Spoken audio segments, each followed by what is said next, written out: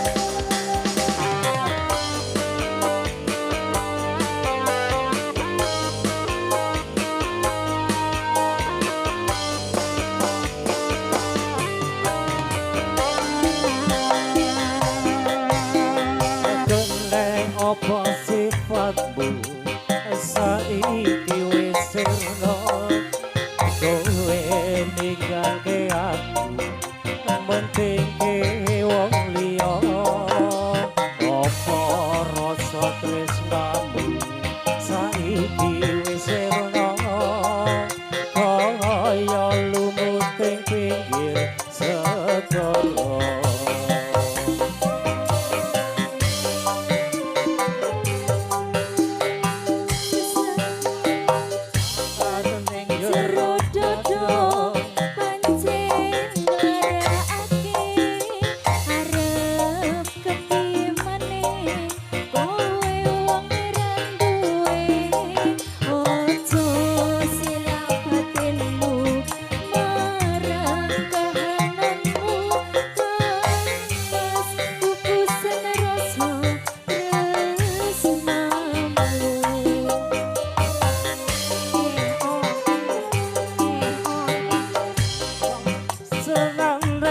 Takdirku sing njawabi sliramu beda ati beda lambe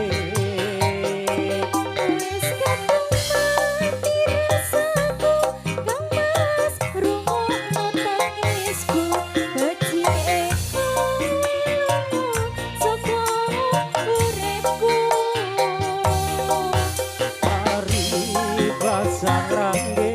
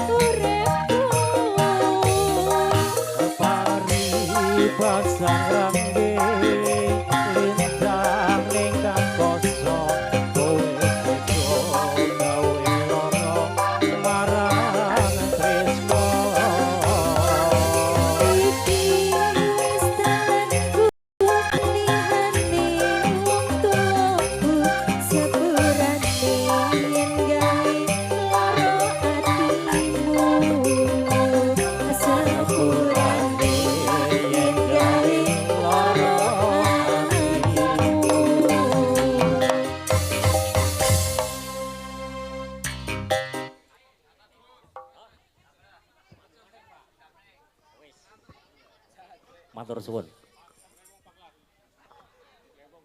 Oke, makin Pak nggih.